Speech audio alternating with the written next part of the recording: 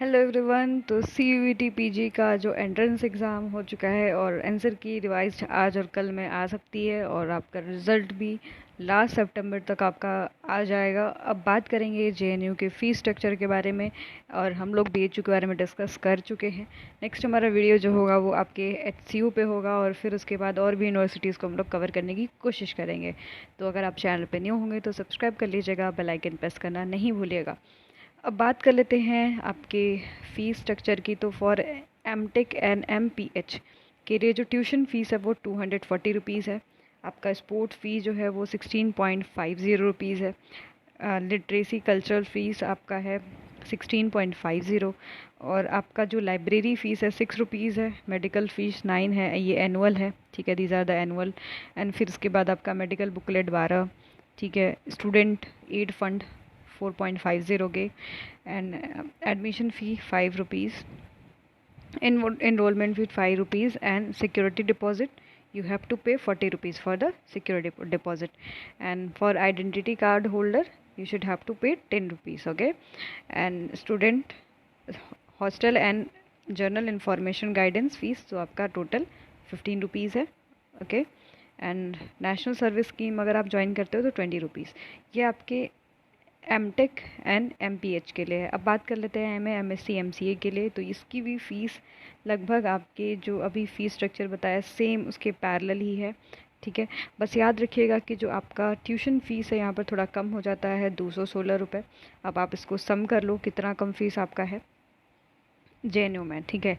ये M A M S C, अगर आप M S C chemistry physics biotech से कर रहे हो तो ये सारी चीज़ें, और एम सी कर रहे हो, फिर एम ए हिस्ट्री, आप M A political science psychology और ये सारे सब्जेक्ट से करो तो सेम फ़ीस स्ट्रक्चर आपको पे करना होगा, ओके।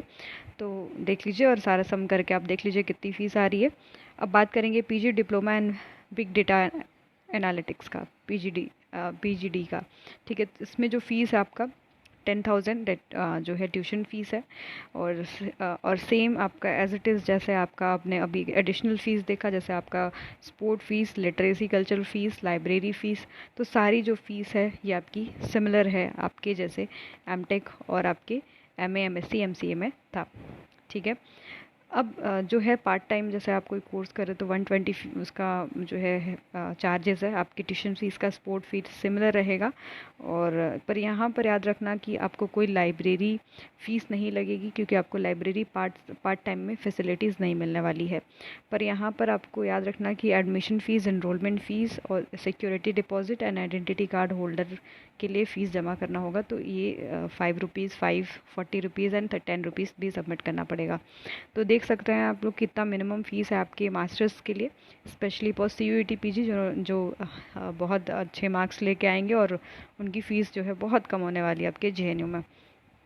अब बात कर लेते हैं कि स्टूडेंट शैल डिपॉजिट ट्यूशन फ़ीस कब करना है उनको।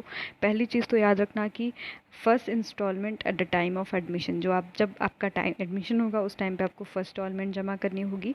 फिर जो सेकंड इंस्टॉलमेंट होगा at the time of registration in winter semester, तो you should have to pay the second instalment at the time of registration in for the winter semester, okay. और याद रखना कि जब एकेडमिक ईयर स्टार्ट होता है तो आपको एनुअल फ़ीस सबमिट करना होता है।